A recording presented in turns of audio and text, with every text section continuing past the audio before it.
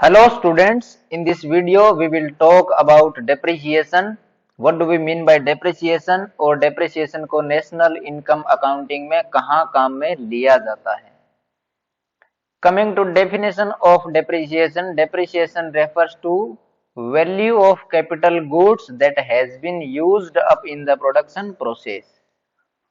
तो उससे पहले देखते हैं कैपिटल गुड्स क्या होती हैं. कैपिटल गुड्स वो गुड्स होती हैं जिनको फर्दर प्रोडक्शन प्रोसेस में काम में लिया जाता है. That is capital goods as a fixed asset या फिर इन्वेंट्री की फॉर्म में काम में लिए जाते हैं प्रोडक्शन प्रोसेस में.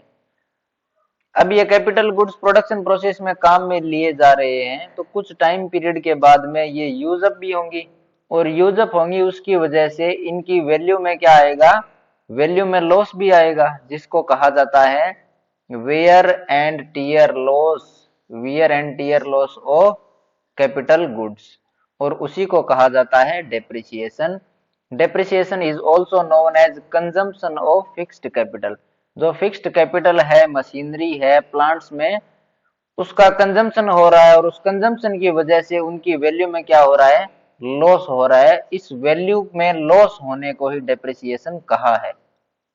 Now coming to what are the reasons behind depreciation. Depreciation क्यों होता है?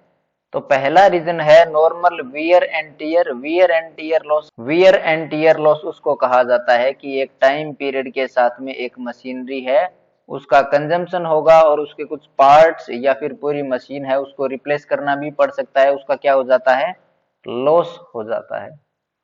सेकेंड फैक्टर है पैसेज ऑफ टाइम. टाइम के साथ बहुत सारे फैक्टर्स लाइक विंड, रेन या फिर नेचुरल प्रोसेस के द्वारा कैपिटल गुड्स क्या हो जाती है, डेप्रिसिएट हो जाती है या फिर उनकी वैल्यू में क्या हो जाता है, डिक्रीमेंट हो जाता है.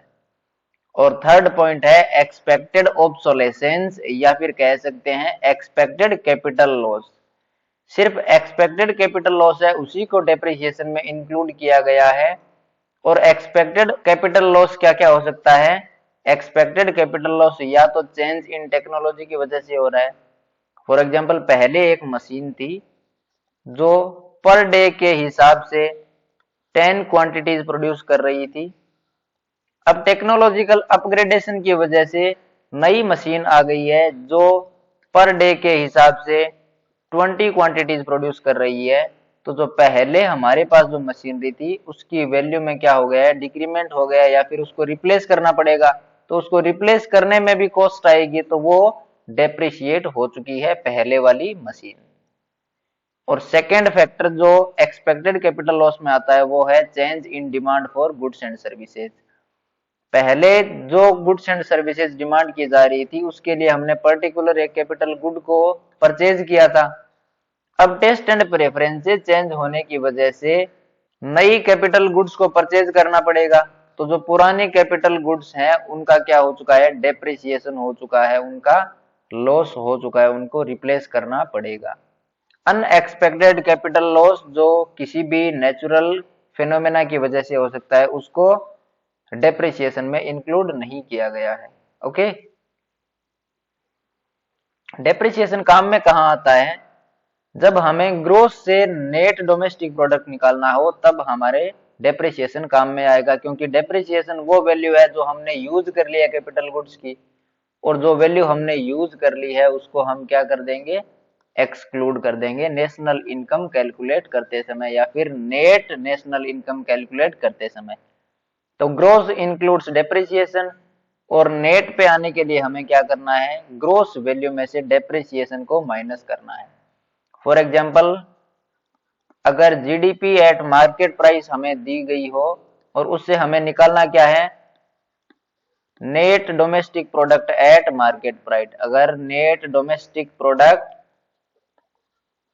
एनडीपी एट मार्केट प्राइस निकालना हो तो हम क्या आ रहे हैं, ग्रोस डोमेस्टिक प्रोडक्ट से नेट डोमेस्टिक प्रोडक्ट पे आ रहे हैं. बाकी मार्केट प्राइस डोमेस्टिक और डोमेस्टिक दोनों साइड सेम है तो सिर्फ डिफरेंस किसकी वजह से आ रहा है, ग्रोस और नेट की वजह से. तो net domestic product NDP at market price निकालने के लिए हम क्या करेंगे, जीडीपी एट मार्केट प्राइस में से डेप्रिसिएशन को माइनस कर देंगे. तो नेशनल इनकम अकाउंटिंग में डेप्रिसिएशन को ऐसे काम में लिया जाएगा ग्रोस से नेट पे आना हो तो। वहीं अगर हमें नेट से ग्रोस की तरफ आना हो तो हम क्या करेंगे, नेट वैल्यू में डेप्रिसिएशन ऐड कर देंगे तो हमें क्या मिलेगी, ग्रोस वैल्यू मिल जाएगी उस नेशनल इनकम एग्रीगेट की। Okay, so this is all about depreciation and the uses of depreciation. I hope you got something from this video. Thank you for listening patiently. Have a great day.